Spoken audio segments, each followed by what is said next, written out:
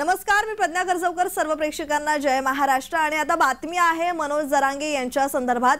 पाणी आणि उपचार नाकारल्याने जरांगेंची तब्येत खालावली आहे। जरांगेंच्या नाकातून रक्त येत असल्याचं समोर आलेलं आहे। मराठा समाजाला आरक्षण मिळावं आणि अधिसूचनेचं कायद्यात रूपांतर व्हावं या मागणीसाठी मनोज जरांगे हे पुन्हा एकदा उपोषणाला बसलेत। 10 तारखेपासून त्यांनी आमरण उपोषण आणि जलत्याग उपोषणाला सुरुवात केली। त्यांच्या उपोषणाचा आजचा 5वा दिवस। मात्र त्यांची प्रकृती अत्यंत खालावली आहे। अन्न, पाणी, औषधही न घेतल्याने त्यांच्या प्रकृतीवर विपरीत परिणाम होतोय। त्यांच्या नाकातून रक्तस्राव होत असल्याची माहिती समोर आलेली आहे। मात्र उपचार घेण्यास जरांगे अद्यापही नकार देत आहेत।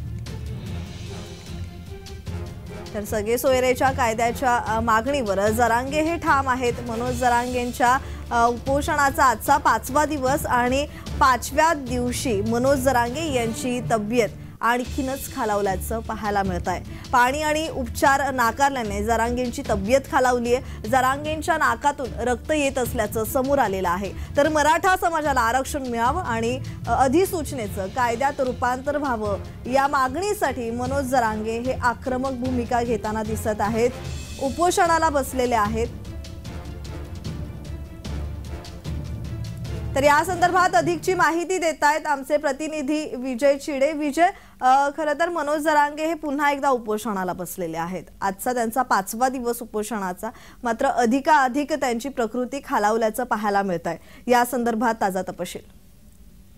नक्कीच प्रयत्न जर बघितलं मनोज जरांगे पाटील यांचा उपोषणाचा जो आहे तो आज 5वा दिवस आहे। आणि आज जर बघितलं मनोज जरांगे पाटील यांची प्रकृती जी आहे ती अत्यंत खालावलेली असून त्यांच्या आज नाकातून जे आहे ते रक्तस्राव देखील होत आहे। त्यामुळे मनोज जरांगे पाटील यांची आता तब्येत जी आहे ती अत्यंत बिघडलेली आहे। आणि सध्या जर बघितलं मनोज जरांगे पाटील यांना सध्या जर बघितलं तर मराठा समाजाकडून जे आहे ते आता पाणी घेण्याचं आवाहन करण्यात आहे। मात्र मनोज जरांगे पाटील हे आता त्यांच्या मागणीवरती ठाम आहे। सगळे सोयऱ्याचा जो आदेश आहे तो कायद्यात अंमलात करा अशी मागणी घेऊन आता मनोज जरांगे पाटील हे चौथ्यांदा उपोषणाला बसलेले आहे। आणि त्याच उपोषणात आज मनोज जरांगे पाटील यांचा जवळपास 5वा दिवस आहे। त्यामुळे जर बघितलं मनोज जरांगे पाटील यांची तब्येत जी आहे ती अत्यंत खालावली आहे।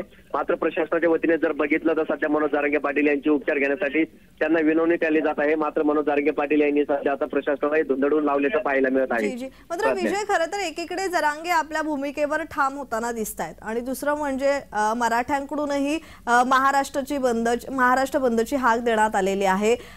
सरकार याकडे कसं लक्ष देत आहे? सरकार अद्यापही निर्णय घेत नाहीये त्या बाबतीत। तर या संदर्भात ताजा तपशील।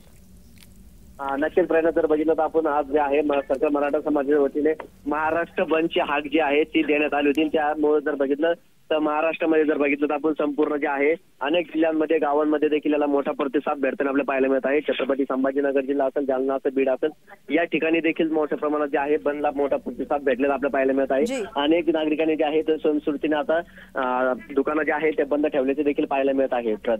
जी, धन्यवाद विजय, तुम्ही दिलेल्या माहितीसाठी।